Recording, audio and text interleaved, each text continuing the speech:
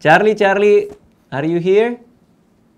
Charlie, visanya turis apa enggak nih?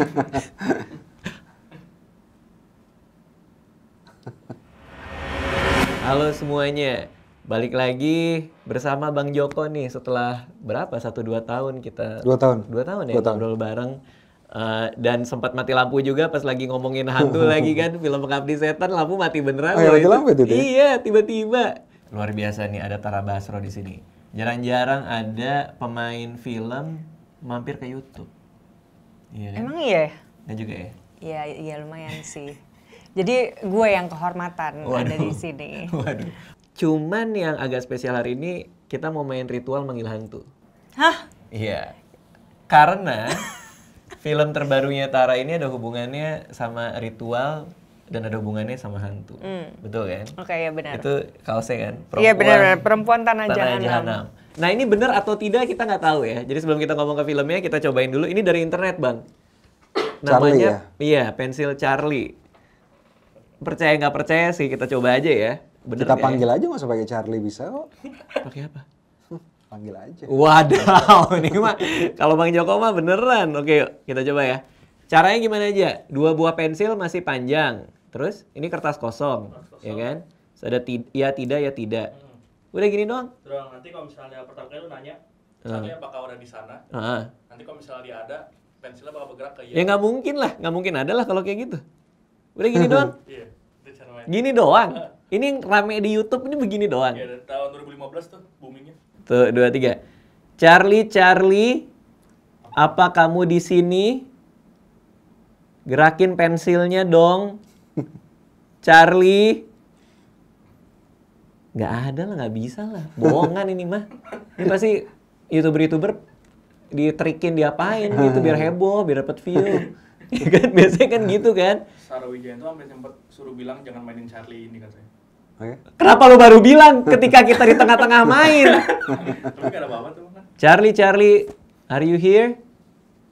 Charlie, visanya turis apa enggak nih?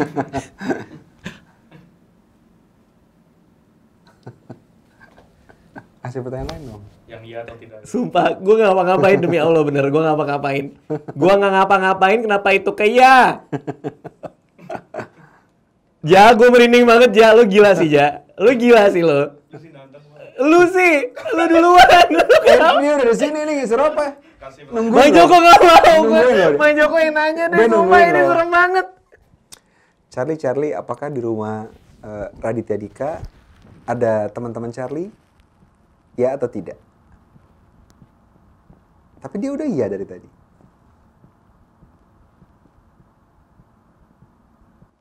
Udah Ja, ambil Ja, ambil Ja. ada ritual apa kamu selesai? Apa gimana? Bilang. Ini tadi dia bilang iya juga dong berarti. Iya kan? Ya ritualnya apa Ja? Bilang Ja. Oh bolehkah saya mengakhiri permainan? Charlie, boleh ya saya mengakhiri permainan? Udah langsung akhir aja katanya. Oke, iya udah patahin. Kata disuruh patahin. Ja, patahin Ja. Enggak apa-apa, disimpan aja. Oh itu tulisannya? Oh enggak. Oke. Kamu simpan. Nah, udah buat kamu aja. Terus ini. Oke. Charlie ikut terus ya. Jangan Teman dong dari- Charlie balik ya. Naik Garuda ya.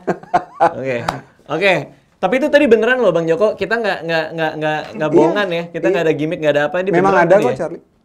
Memang ada. Ya namanya bukan Charlie tapi ya nggak tahu namanya siapa. Charlie One. Orang Indonesia kok. Oke. Aduh serem banget sih. Charlie, visanya turis apa enggak nih? Visanya turis apa enggak nih? Jadi ini ada namanya Mbah Rekso ya, Mbah Oke. Rekso. Backstory-nya gini nih. Ada pria dari Kalimantan lagi galau lantaran dia ingin menikah namun calonnya ada 2 sehingga dia harus memilih salah satu di antaranya. Ini beneran nih? Beneran Dari Ja? followers lu ya. Oh ya? Dari follower gue? Iya. Follower gue sih Mbah Reksonya. Bukan. Bukan kan? Cuman info dari dia. Iya, yang memainkan. Tapi ini legit nih, bener nih. Legitnya begini. Oke. Oke. Untuk mencari keputusan, dia memainkan permainan ini dengan menuliskan 2 nama calon yang digulung dalam sebuah lidi, lalu meminta bantuan untuk menemukan calon terbaik. Oke, disuruh milih Gue gitu sebenarnya ya? kegalauan gue sama nih. Bisa nggak based Oh. on kegalauan gue langsung? Oh, lagi memilih di antara 2 ya? Oke. Saat kembali dia melihat salah satu gulungan nama terbuka, sebutlah si A. Keesokan harinya dia ingin melamar si A, ternyata A udah lebih dahulu datang ke rumahnya dan pria langsung melamarnya. Oh ini cowok di antara dua perempuan. Oke, jadi challenge-nya gimana? Cara mainnya kita nyiapin 10 lidi 10 lidi dengan 10 kertas yang berisi angka. Ya. Nanti kita linting di situ 10 dilinting. Habis dilinting udah 10 lintingan itu yang udah tergulung kertas berisi tulisan atau angka. Terus kita bawa ke ruangan gelap. Ruang gelap. Udah siap ya ruang gelap di sebelah ya? Oke, sebelah. Terus kita tinggalin di situ semua lintingannya. Dengan kasih mantra atau pertanyaan kayak kalau ada sesuatu tolong kasih lihat nih bukti. Terus kalau memang ada sesuatu di sini kasih lihat. Nggak dikasih lihat sih. Jadi pas kita tinggal 5 menit, pas kita kembali lagi itu beberapa kertas yang tergulung bakal kebuka. Mantap. Let's go. Ini nggak serius kan, sumpah gue. Ini serius? Gue cemen banget, gue penakut banget. Ini aksara Jawa kok? Iya. Gimik doang sih. Jadi apa aksara Jawa gitu? Oke. Gimik jujur loh dia. Iya. Cuma angka pun nggak apa-apa sebenarnya. Tapi ini bener aksara Jawa bener? Aksara Jawa. Asli? Iya. Bukan gimik dong berarti? Iya. Iya, apaan sih? Maksudnya kenapa gue milih aksara Jawa karena Oke, ini buat Tara, beberapa buat Tara deh. Aduh, assalamualaikum. Iya. Bener gak sih? Beneran? Ini beneran kan ya, Ja? Nggak bohongan ini. Oke.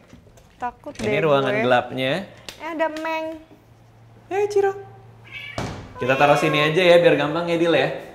Taruh sini. Oke, gini ya.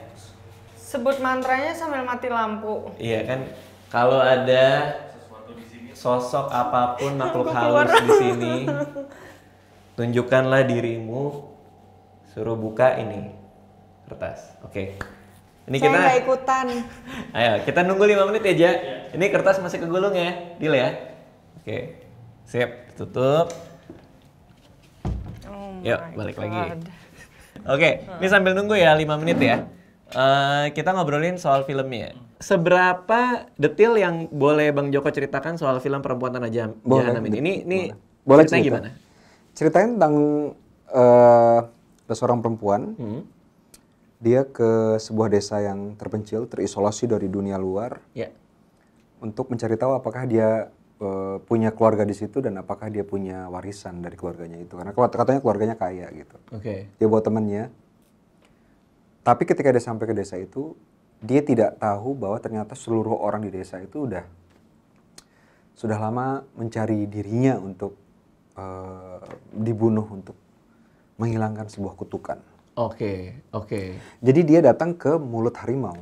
Oke, tanpa sepengetahuan dia. Tanpa sepengetahuan dia.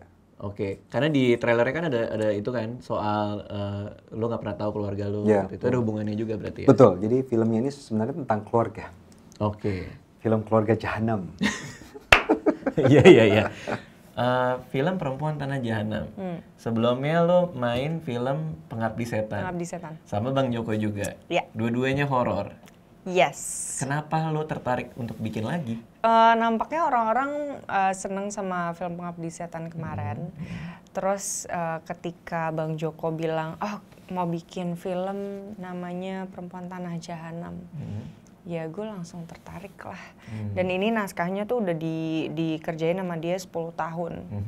Waktu itu Bang Joko merasa untuk teknis dan segala macam di tahun tersebut masih belum memadai lah.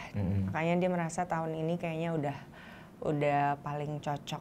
Terus udah gitu ketika gue baca skripnya ternyata menyenangkan banget dari halaman pertama. Gue udah serem gitu. menegangkan, serem. Terus udah gitu ini menurut gue sih beda sih dari horor yang lain ya. Karena ini dari segi cerita pun sangat menarik. Bercerita tentang sebuah keluarga. Ya udah gitu.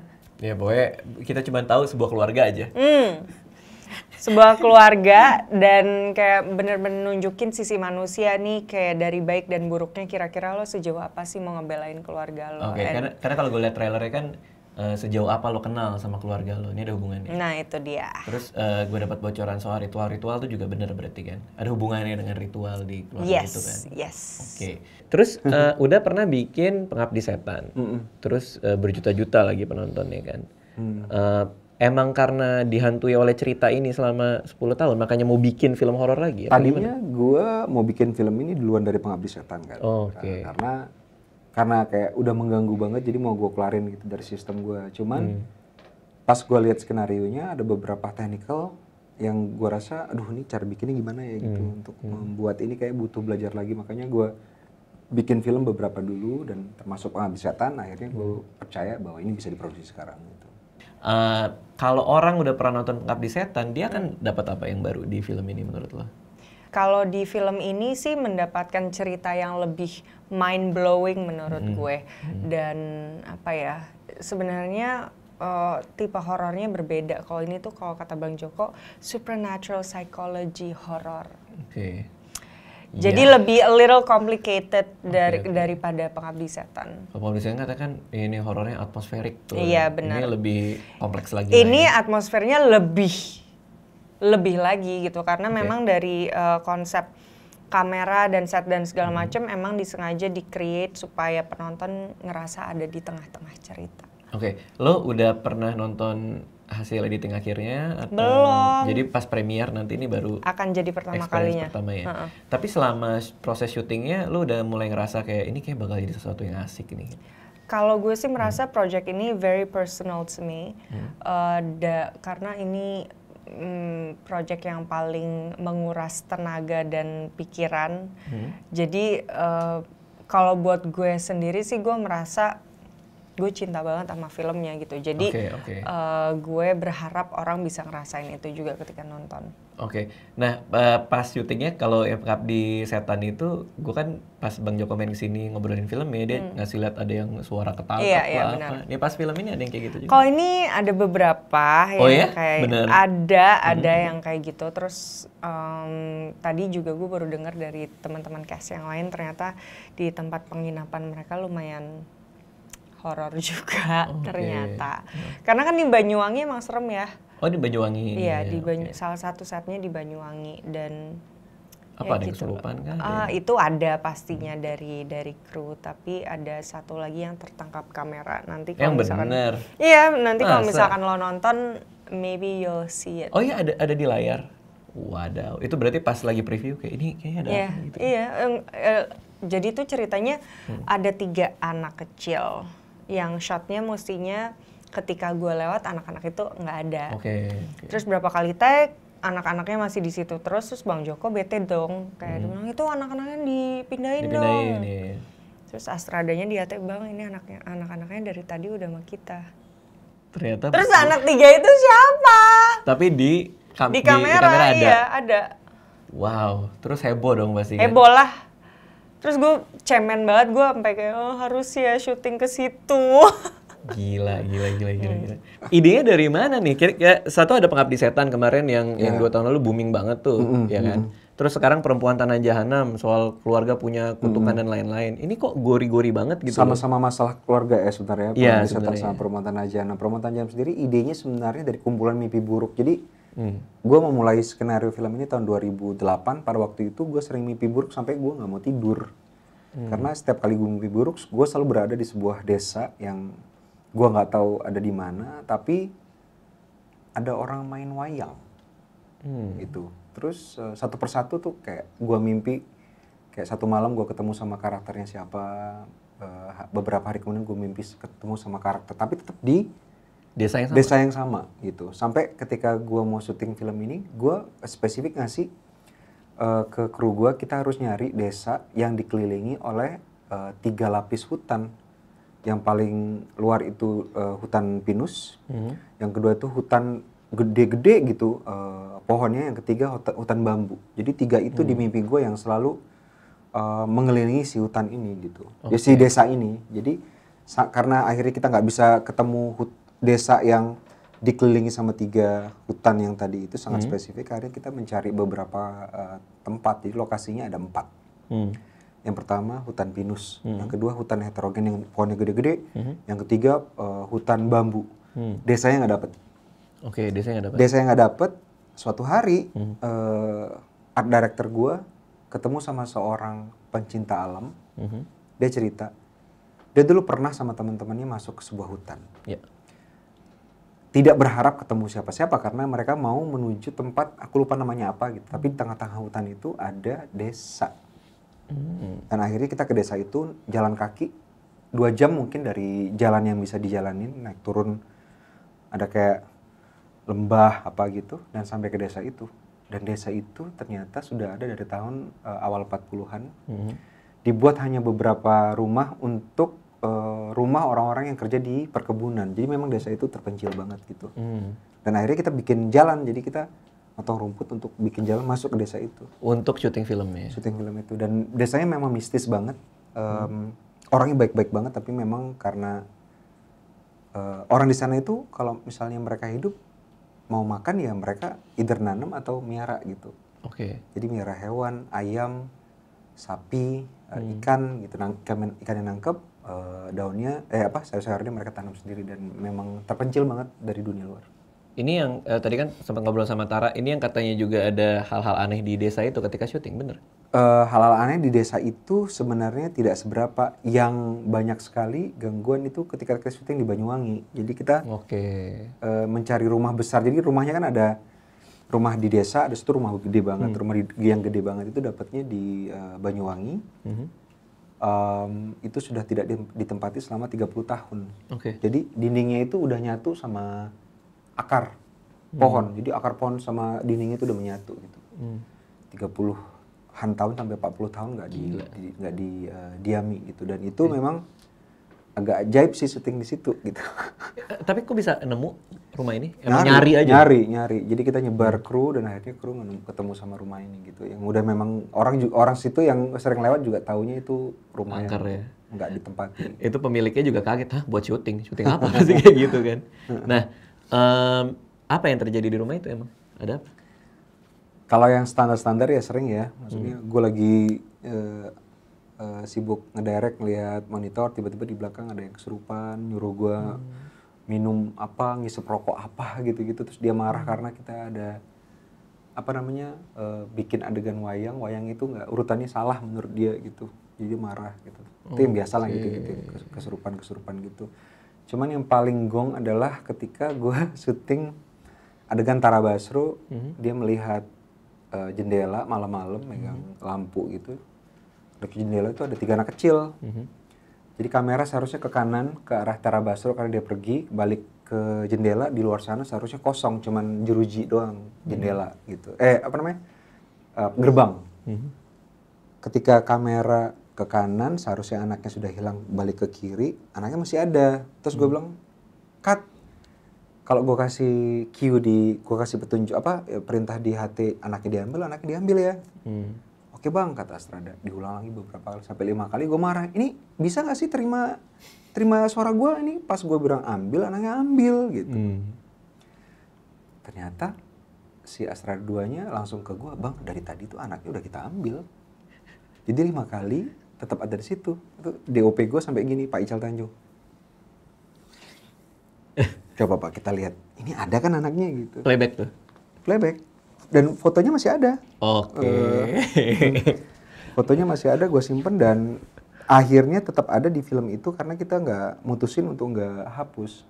Awalnya gue berpikir ya kalau ngapus seemingly gampang, cuman kan ada biayanya ya untuk ngapus pakai CGI. Tapi lama-lama ya udahlah, kenang-kenangan gitu. Nggak sejelas apa sih? Jelas banget. Jadi seharusnya 3 orang lagi. Gerbangnya itu kan jeruji. Biasalah gerbang biasa yang besi itu, dan seharusnya kan tembus pandang gitu. Jadi ketika itu kejadian, betul-betul kita yang berpikir oke, ntar kita bisa hapus di post gitu. Tapi setelah kita berpikir nggak apa-apa lah, kenang-kenangan. Iya. Gitu. Ada somewhere di sini. Ada. Tuh seharusnya begini, kosong begini. Lalu? Ya ini ada 3 anaknya, kepalanya 1, 2, 3. Seharusnya ya begini gitu. Itu kayak ini loh, kayak di belakang kaca, terus kalau ada orang dia kelihatan siluetnya. 3 orang. Seharusnya seharusnya begini, nggak ada apa-apa di sini. Gitu. Serem banget sumpah. Posisi anaknya yang sebelumnya di sini 3 kepalanya gini, 3 gini sama. Gila. Tapi kalau lo sebagai aktor begitu main di film horor, lo ngerasain juga takutnya? Banget, karena Bang Joko dia emang jago banget ya untuk membangun atmosfer di set. Jadi kalau di set itu kru kita semua nggak ada yang ngomong keras-keras, jadi semuanya bisik-bisik atau gitu. pakai HT. Terus udah gitu kalau lagi take juga di eye line pemain nggak ada orang. Terus jadi itu di desanya emang sepi banget kan, nggak ada sinyal. Terus lampu juga redup-redup. Jadi ketika syuting benar-benar berasa banget kayak lagi nggak syuting gitu. Kayak kita beraktivitas tapi di capture sama kamera. Oke, jadi emang kebangun banget ya sama directionnya Bang Joko juga ya. Oke, sedetil apa sih mimpi yang mengganggu ini untuk jalan ceritanya? Bener-bener gimana tuh? Apa yang mau dikasih tahu ini ada kutukan ada? Yang paling sering gue lihat itu, karena kalau mimpi kan nggak runut ya, maksudnya nggak jadi satu cerita yang utuh lah. Kayak kita nonton film gitu, nggak. Tapi yang sering gue lihat laki-laki, gue nggak tahu laki-laki apa enggak, terbaring dalam sebuah gubuk dan itu nggak ada kulitnya. Dan itu gue masukin ke trailer karena itu menurut gue penting banget di cerita itu, di mimpi gue itu. Jadi kayak paying homage to my dreams. Gitu. Iya. Nah, lihat nggak trailernya yang lihat. Itu ada laki-laki yang nggak punya itu sering mimpi. banget. Gue sering kayak dalam mimpi gue sering buka gubuk dan dia selalu ada di situ gitu. Iya. Dan dia either dia terbaring kayak seperti di trailer atau dia duduk. Gue inget banget lututnya naik satu lagi begini, dia ngeliatin gue gini kayak. Dan nggak ada kulitnya karena kenapa gue tahu nggak ada kulitnya karena kayak muscle kan kalau kita lihat anatomi manusia itu kayak ada muscle-nya, ada serabut ada gitu serabut gitu. Oke. Gitu. Nah, untuk dan terakhir kali nih yang paling terakhir gue mimpi ada dia itu pas gue buka pintu gubuk, dia kayak gitu, kakinya kanan naik satu gini, tangannya gini ke gue. Kenapa serem banget sih mimpinya, beneran deh? Itu kumpulan beberapa kayak mimpi yang akhirnya kayaknya kerangkai di film 2008 yang mengganggu banget. Dan mari kita lihat apakah kertas yang kita gulung dan kita tinggalkan di kamar mandi itu terurai. Let's go. Ini kita nggak ada yang kita apa-apain ya? Ya bener ya? Iya, nggak ada. Ini nggak ada yang masuk, nggak ada yang gulung, nggak ada yang apa ya? Ini kita nggak. Ini dia kali nih, kamu ya? Tipu nih kita nih. Kamu ya? Gue deg-degan beneran, Dil. Gimana, Dil? Enggak lah, nggak mungkin lah, orang nggak ada apa-apa kan? Ayo, mari kita buka. Gue takut. Enggak. Dil? Nggak ada. Ini nyalain lampu. Oh ya, tuh. Berarti rumah lo oke lah. Aman. Berarti emang nggak ada. Berarti challenge kayak gini tuh jangan-jangan nggak semuanya benar. Ya. Untuk pemilihan pemain sendiri, Bu Christine Hakim main. Yes. Ini bener film horor pertama beliau atau? Bukan cuman film pertama film horor pertama Ibu Christine Hakim, tapi film pertama di mana Ibu Christine Hakim jadi seorang karakter yang antagonis. Biasanya dia nggak pernah jadi karakter antagonis. Itu gimana meyakinkan dia, apa tinggal ngobrol aja emang udah tertarik atau? Jadi pertama kali gue nulis sejak awal memang gue tahu bahwa ini cuma bisa dimainkan oleh Christine Hakim. Tapi karena proyeknya belum jalan jadi gue nggak pernah ngomong ke dia. Dan ketika proyeknya sudah ada sinar terang mau diproduksi gitu, gue tahu dia pasti akan bilang tidak ketika gue tawarin, Bu mau film horor nggak gitu. Jadi gue sampai ngejar dia ke Jogja pada waktu itu. Ada acara dan gue sengaja kayak selalu nyocok-nyocokin jadwal gue sama jadwal dia gitu. Terus ketemu gue di lobby, Bu mau jalan kemana? Kesini ya? Ibu kan ada acara ini ya, karena gue udah lihat acaranya kan. Iya, sama saya, mobil saya aja. Ibu ada kok, nggak apa-apa sama saya aja ngobrol-ngobrol Bu gitu kan. Terus di mobil gue cerita, Bu saya ada cerita Bu, gini. Terus gimana? Gini. Terus itu gimana? Gini Bu, gini. Oh ya, kok serem banget sih? Iya Bu, itu mau kamu jadiin film? Iya Bu. Wah bagus. Nah si karakter yang saya bilang tadi, saya mau ibu yang main. Hah? Kamu gila? Nanti saya dimusuhin orang. Katanya seru banget, terus. Tapi menurut ibu bagus gak ceritanya? Ya bagus, karena tadi menurut ibu menarik. Gak ada alasan dong ibu gak mau. Iya ya, tapi ini kayaknya ntar ya saya harus nanya ke Tuhan dulu gitu kan. Kan sering tuh dia di interview sampai saya harus nanya ke Tuhan, saya ambil apa enggak nih peran ini gitu. Karena nanti teman-teman yang udah lihat filmnya pasti bisa ngerasain bahwa karakter ini memang sangat hard hitting ya, maksudnya bisa kayak menggedor otak banget gitu buat penonton. Oke. Dan akhirnya setelah bertanya pada Tuhan, akhirnya dia belum ngasih jawaban kan. Oke. Jawaban terus gue bilang sama Mbak Shanti, produser gue, Mbak kirim aja skripnya gitu. Terus dikirim sama Mbak Shanti ke Ibu Christine. Bu, saya kirim udah ya ke rumah. skripnya, oh udah nak, nanti ya ibu lagi sibuk. Oh iya, suatu malam dia bilang, dia WhatsApp aku, dia bilang ini, kamu gila Cindy. Kenapa bu, udah baca skenario? Iya tapi gila. Tapi bu mau kan? Aduh, ya udahlah yuk. Terus beneran bu? Iya saya mau. Beneran bu? Ya alhamdulillah. Kamu tanggung jawab ya kalau saya kenapa-kenapa.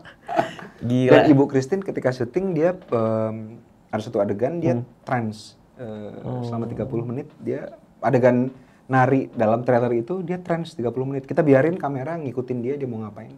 Wow. Itu betul-betul nggak bisa diajak ngomong, dia betul-betul. Wah seru banget nih filmnya, gila sih. Ini gue sih udah tertarik banget nih mau nonton. Harus siap-siap mental sih. Kalau kemarin kita udah bikin beberapa kali screening, semuanya komentar bilang, hah, saya kira Pengabdi Setan serem, ternyata ini.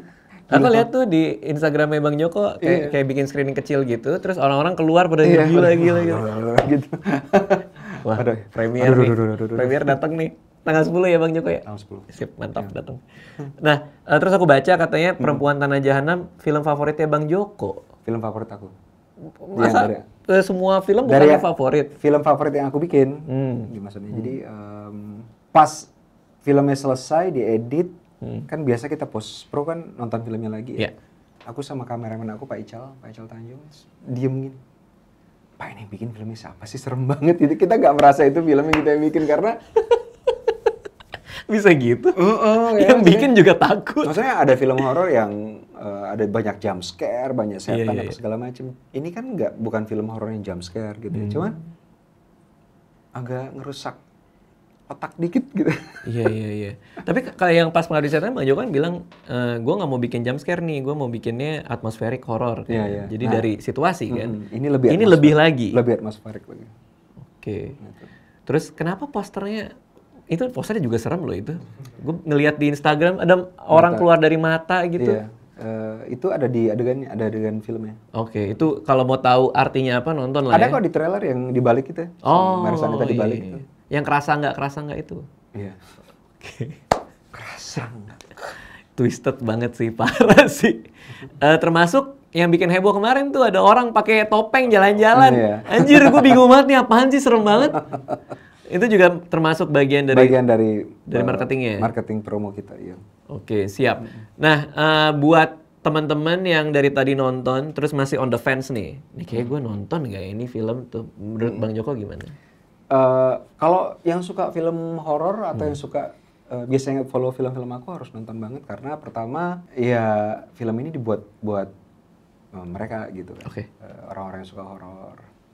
Tapi orang-orang yang tidak suka film horor akan bisa nikmatin karena ini bukan film horor jump scare. Banyak orang nggak suka film horor karena gue takut dikaget-kagetin gitu, malas banget dikejut-kejutin. Ini nggak ada jump scare. Gitu. Oke. Hampir tidak ada jump scare. Dan dari kemarin komentar orang-orang yang nonton, mereka merasa ditarik ke dunianya gitu, kayak masuk ke dunia filmnya. Jadi kayak yang ditawarkan bukan cuman ketakutan tapi juga pengalaman sinematis gitu. Jadi buat penonton film, penonton sinema ya harus nonton gitu. Oke.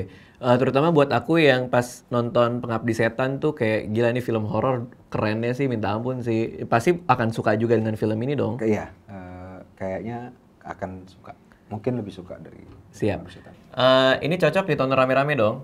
Iya. Iya kan? Kecuali kalau so berani ya, tapi kalau misalkan biar seru ya mendingan rame-rame banget. Nah, tadinya kita mau ada ritual lagi aja ya. Tapi enggak sih ya, setelah itu datang gue kayaknya kepikiran deh. Kayaknya nggak usah lah ya. Ya udah, filmnya nonton aja tanggal berapa udah mulai main 17 bioskop? Oktober di bioskop. 17 Oktober 2019 nonton film Perempuan Tanah Jahanam ya. Nanti kalau mau lihat trailernya lengkapnya ada di deskripsi. Makasih semua, dadah. Ada. Terima kasih sudah menonton video ini. Jangan lupa subscribe untuk menunjukkan dukungan kamu kepada channel gue.